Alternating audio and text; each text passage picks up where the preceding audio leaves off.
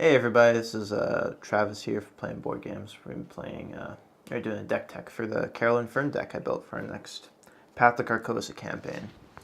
Currently she's only available with her replacement cards from the book To Fight the Black Wind. So that's why I'll be using Foolishness and To Fight the Black Wind. The general theme, I'm going to be our clue gatherer for the most part. Justin's playing the wild card. Jenny Barnesburn's going to be our goon, playing William York. So yeah, first thing that Carolyn Fern does is she heals people, for brains mostly. That's important. So we put together a little section of cards to keep my allies alive there. We got First Aid, we got Logical Reasoning, and Liquid Courage. Liquid Courage, you'll see a lot in a lot of our videos. It's actually surprisingly efficient for healing brain damage. First Aid, I was going to play Clarity of Mind, and then I realized that is strictly worse than First Aid. So, playing this instead, plus I can upgrade it, which I'll probably end up doing at some point. In Logical Reasoning, it's very flexible. I have to have at least a clue, which shouldn't be a problem considering I'm going to be our clue gatherer. I have a couple cards here to keep myself healthy in the brain department. As well, I'm playing Fearless, which isn't a good card. The upgrade version is okay, but I think it's going to be important to offset my weakness to fight the Black Wind. And just generally keep myself healthy, because if I die to brain damage, that'll be embarrassing. The other ones we got are like Pierre Sylvester, who's just kind of like really good. I'm probably going to upgrade him relatively quickly as well, but the plus foot is not negligible for me. Helps keep me alive through some of those scary Mythos cards. I'm aware there aren't too many, and then just being a generic brain damage sink for some of my other cards. Too. Yeah, great for Haster if you guys have seen some of the other ones.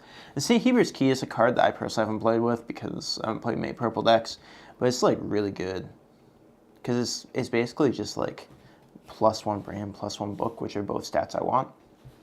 As I'm going to be playing a handful of Mystic cards to be useful other than getting clues. The big ones for that are the Shrivelings, as I'm not allowed to play weapons level 1 to 5.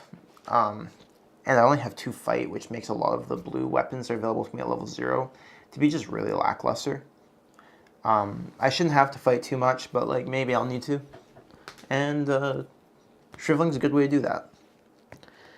On the clue side of things, we got our Magnifying Glass, which will be upgraded into upgrade 1 the first opportunity I get. I'm playing a Field Work, which could definitely be a second level 0 Magnifying Glass, but I want to try out this Field Work card. I haven't played with it yet, so.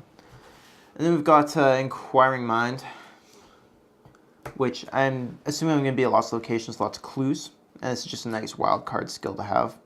And of course, Drawn to the Flame, not having another purple character, it'd be kind of silly not to be playing that. I'm playing 2 copies of Forbidden Knowledge as a way to take advantage of some of my healing effects while I'm not under actual stress with them.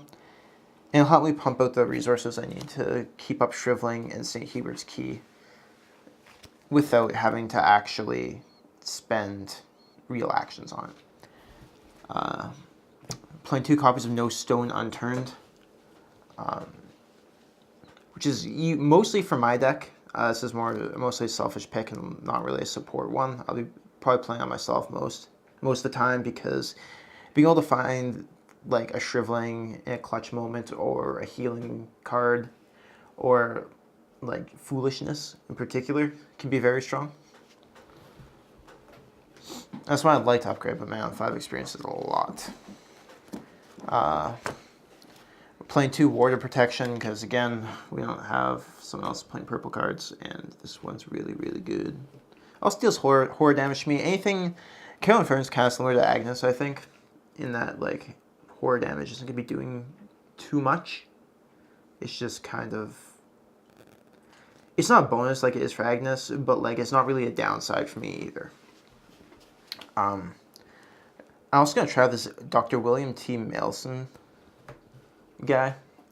I'm a little bit skeptical because I'm playing the two Peter Sylvesters along with Foolishness competing for the ally slot, but I think being able to redraw a card from the deck might be good.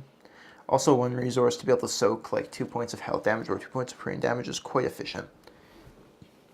Any other cards are kind of filler here. We got just a Guts because I was looking for a last card that wasn't purple or yellow.